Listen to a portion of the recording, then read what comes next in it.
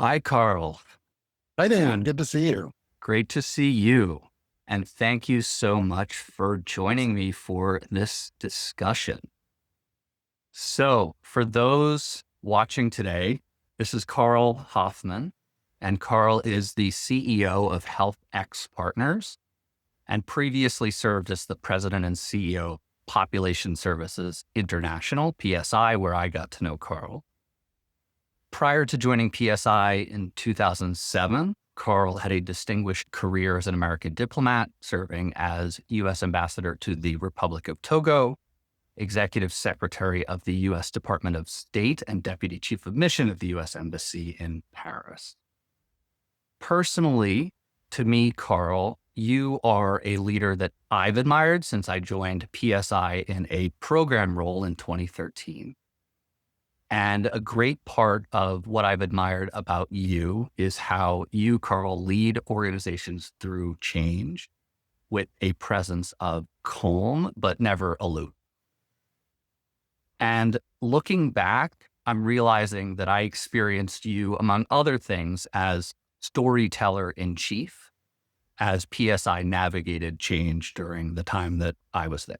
So thank you so much for being here for this discussion. I appreciate you. Thank you very much, Dan. I'm honored to be here. Great.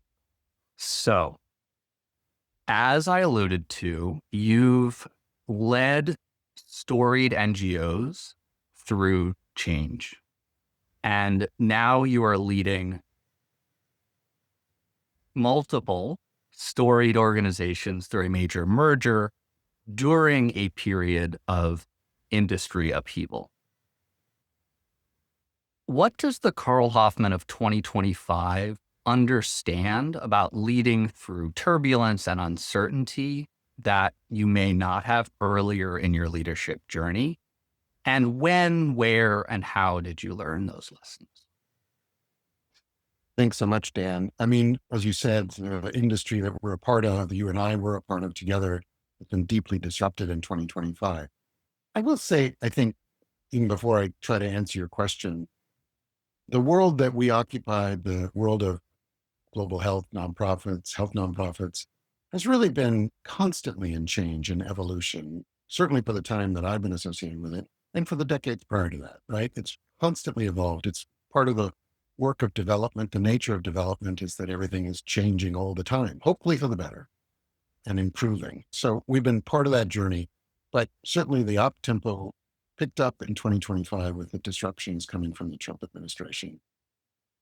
I think, my leadership journey feels like, in a way, constantly learning the same lessons over and over and over again, but from different perspectives. You're kind of admiring the leadership problem from different perspectives and understanding it with more depth, maybe, depending on the circumstances and where you sit. And so from that sense, I feel like any lesson giving about leadership in times of transition, you really have to approach with a lot of humility and recognize that you've made a lot of these mistakes over and over and over again as you've been on your leadership journey and personal journey. You've had to learn them from different perspectives, right? What's been important this year in particular has been a sense of trying to balance. As you said, we've had a lot of change going on, not just the disruptions coming from the administration, but the US administration, but also trying to create this new joint enterprise where PSI and EggPath came together, formed HealthX Partners. Via Health is now becoming a full-fledged part of HealthX Partners alongside PSI and EggPath. So three nonprofit health organizations trying to navigate troubled waters, and a new sort of parent company trying to provide common services over all of them, or underneath all of them, I should say. So there's a lot of change inherent in that. And the need for change in our sector has always been intense. And arguably, one of the reasons why our sector has come under such pressure is because we haven't changed fast enough. So this year felt like a real wake up call to all of us. You better change faster. You better adopt your business model. You better think differently about how you're paid for what you do. You better deliver value more effectively and more efficiently, and on and on and on. So trying to lean into the faster pace of change, but also, and here's where balance comes into it, also recognizing that the people you need to drive and execute and help you lead on that change are so stressed by not just what's happening in the workplace, but what's happening in their broader life around them in society right now. That you're, as a leader, I think you're constantly sort of toggling between or attempting to balance the imperative to move faster with the need to make sure your team is fully along with you. And that's the balance that I think I find myself continually learning and exploring in this 2025 year of change. Sounds like it's like gas and brakes almost. Yeah. Um, Yeah. It's very much like gas and brakes. and is that balance something that is intuitive and felt moment by moment, day by day, or are there kind You of know, rules of thumb you have? it would be great to say, oh, it's intuitive or it's a learned skill or you can be taught by the Jedi masters of all that.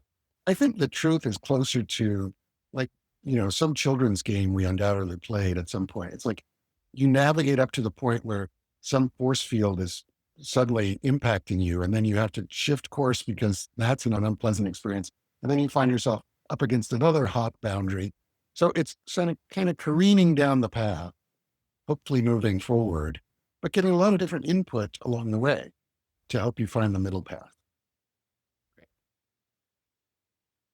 So it's a good transition to the next question that I have, which has to do with how you gather that input and use that input. So, one of the challenges of leading through uncertainty and rapid change is incompleteness of information. Yeah. So, how do you balance the need for more data, more consultation, more structure in the way that decisions are made versus, or in addition to, the reality that very often the buck stops with you on these decisions and leaders are just needing to make the call and accept that accountability? Right. It's the classic trade off, right? Organizations and groups can really fail if the leader at some point doesn't make a call about something that's uncertain. If everything was clear and if there was consensus about the logical way forward, then leadership would be a pretty light and easy task. But it's not that way all the time. And you want to ensure that you're making timely, effective decisions with the information at hand. And you're doing it in a way that allows your team and your colleagues to feel like their input has been sought and heard, their perspectives been respected, even if not necessarily adhered to. So it's a listening game. It's a decisiveness game.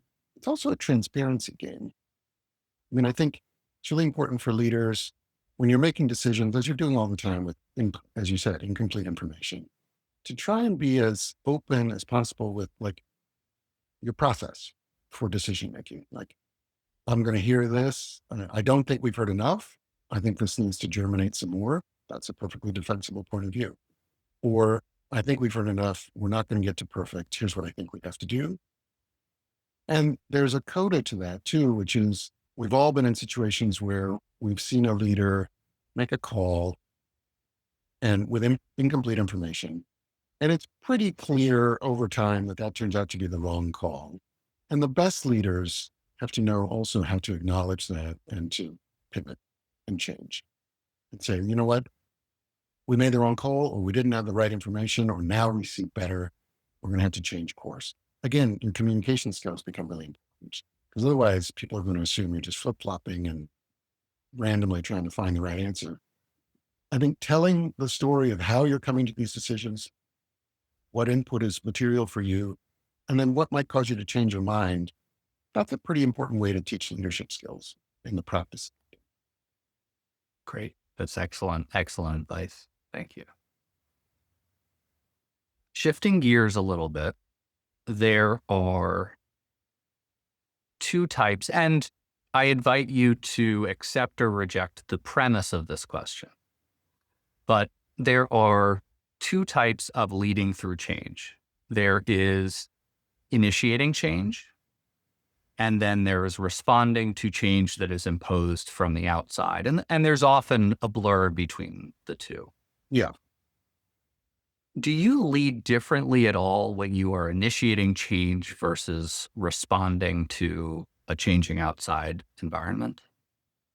That's a good question. I think it's a fair way to divide the world of change, right? Sometimes you are taking the initiative, sometimes you're reacting to something. And in either case, you got to make some decisions around leadership.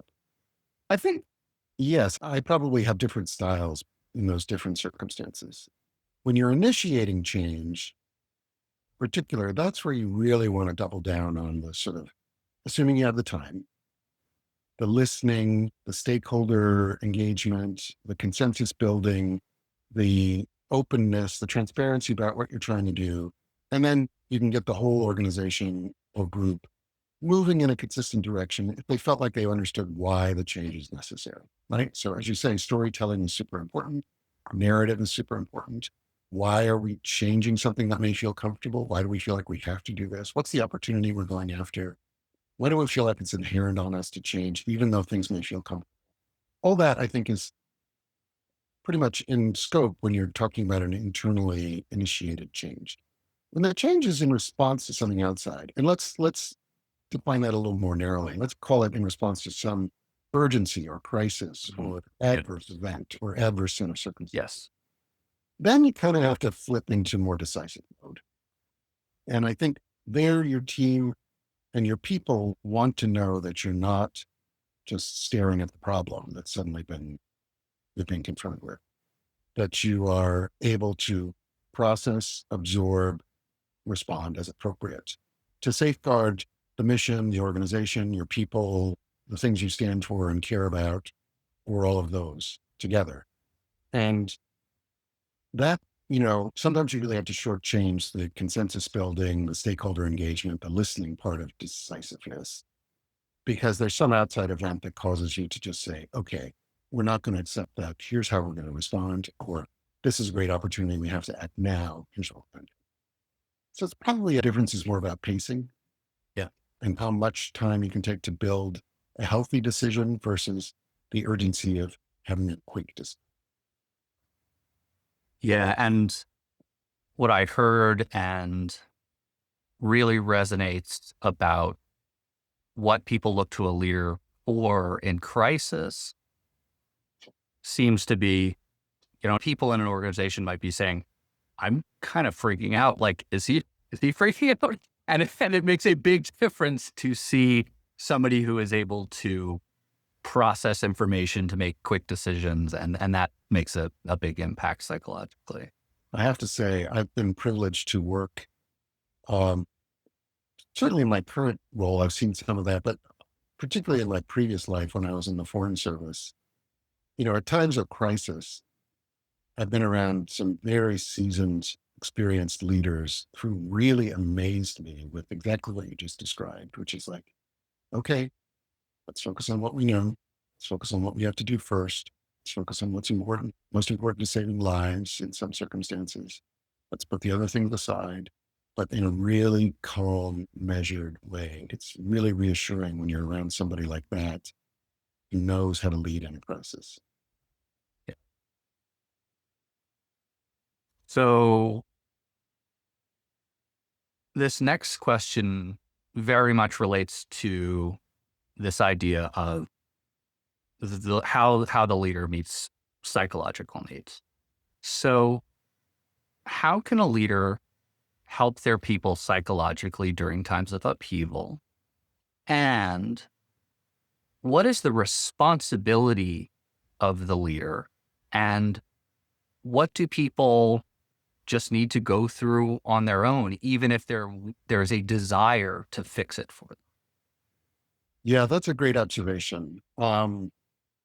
Look, it feels like we're living through really difficult times in many ways right now. Although, again, we have to be humble about that. We can think of many times in the country's history and the world's history. God knows most people in the world are dealing with much more difficult circumstances than any of us listening to this, right? Yeah. But still, it feels like a super stressful time. And as a leader, I know that I want to try and show up in my organizational context and, provide reassurance and provide comfort and a sense of optimism and confidence that we're going to get through these troubled times. And it does pain me, and challenge me to recognize that, sometimes the people who are working with me are just dealing with so much crap outside the office that even if I can make things great or clear in an office environment, I really don't have too many tools to help them with their life challenges Mm. outside. You just have to recognize that the leader, we're not in a totalitarian situation, thank goodness. The leader isn't supposed to be responsible for everything. We do want to build cultures of self-reliance and um, agency among our colleagues. People need to feel like, hey, times are tough, bad, circumstances are really making me angry or crazy or sad, whatever, but I have the resiliency and the skills and the network and the team to get through that. Some of those people are going to be at work, and some of those people are going to be outside, right? So you can't solve problems of your entire workforce. You can care about them. You can know about them. You can share your own vulnerabilities. I think that's important too, your own sense of loss or concern. But you don't want to do that in a way that makes people tip into concluding that, oh, the leader has just lost his or her way and is just not up to the task right now. And oh, shoot, that person isn't able to lead. How am I going to follow her? So I think leaders have to balance that. You want to be empathetic. You want to be um, inclusive. You want to be supportive for your people. You want to know about the life of your people, but you have to be honest about what you can control and what you can't. Yeah. Yeah. Now, I mentioned at the top of our conversation that I invited you to this conversation because I've admired you as a leader and particularly as a leader who leads an organization through change. Um, who have you admired and seen as particularly skilled at leading through change? And what elements of perhaps your style did you borrow or adapt or learn from others? Mm, thank you. I have to say, the one leadership failing that I want to acknowledge right here, Dan, is that we lost you at PSI. So it's good for Bevel talent, bad for PSI over the years. But um, yeah, I think 2025 has provided a lot of really interesting lessons in the American context, at least, around leadership. Like let's pause for a moment and reflect on that. I mean, in my sector, the sector of health nonprofits, again, big disruption coming from the Trump administration, the destruction of USAID and so forth, real change in the funding environment, demonization of NGOs, which I think is very unfair. So a lot of disruption. And many of my peers, I think, have really risen spectacularly to that challenge. Um, people who've been told over a very short span of time, look, you had X before, now you've got half of that to be able to deliver on your mission. How are you going to do it? And I've seen and been really impressed with um, some peer CEOs as they've accomplished that. They've absorbed those body blows. They've done the hard things to right size their organizations. They've taken care of their people to the extent they could. They've treated people that they had to exit with dignity, because these are people that were treasured colleagues and are leaving simply because the money's not there, not because they haven't performed well. And they've done all that. I mean, somebody like Tracy Baird at Engender Health, I've been really impressed with how she's navigated that. I liked how prior to the current episode, I liked how Anu Kumar at IPAS was navigating a change in that organization, really turning it into a more dispersed leadership structure. There's a lot of impressive leadership examples in the nonprofit space. And I can also point to examples of great leadership in the State Department context, which names you wouldn't know, but people I've seen lead through real challenge. But, but by that token, also I think it's really interesting to watch in the public space, in national politics in the US at the top, at the apogee, right?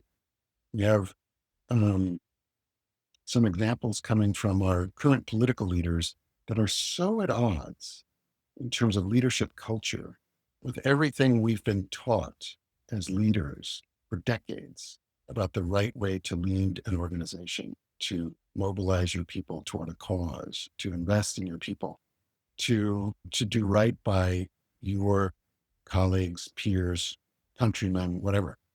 So much of that received wisdom about the right way to lead is confronting a very challenging counterexample in the public space right now.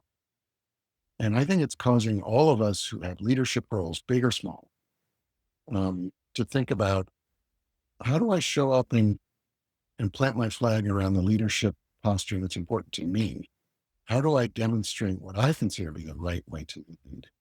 How do I try and earn the privilege of leading Mhm. by demonstrating some values that are important to me? And that may be very much at odds with what we're seeing in the public space right now.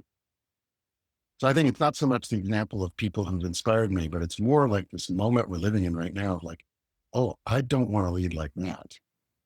I want to make sure I'm leading in a different way. And that's been instructive, troubling, but instructive. Yeah. All right. So as we near the end of my prepared questions, I wonder, either in summary or in addition, what final advice would you have for newer leaders who are earlier on in this journey of learning to effectively lead through change and uncertainty? I think it's important to recognize that not everyone wants or seeks a leadership role. And, and in no way does that mean that they are less valuable in an organization, right? An organization is made up of people who are excellent individual contributors and specialists and talented people. And some of them express that talent in terms of the leadership roles they've sought or they've been asked to take on. And so I think it's important, as you are younger in your profession, to think about, what's my happy space? Do I like leading? Do I want to lead? Do I need to stretch that muscle and learn how to do it? Or do I really want to be an excellent pianist or carpenter or mathematician or epidemiologist, whatever? And we need all of those, right? So, some self-reflection is important to a leadership journey. And then I think I'm repeating the word I've used a couple of times, humility, just recognizing that you have to try and learn and make mistakes like in every other walk of life. Leaders aren't those people who have figured out everything and are perfect at them. Leaders are people who've tried different things, have been courageous enough to try different things and to fail and to learn from that and to do it in a way that's helped others learn too, hopefully not damaged people along the way. So, to recognize that a leadership journey is one where you're going to make mistakes, and that's okay. Just make sure you're trying to take care of your people while you do that.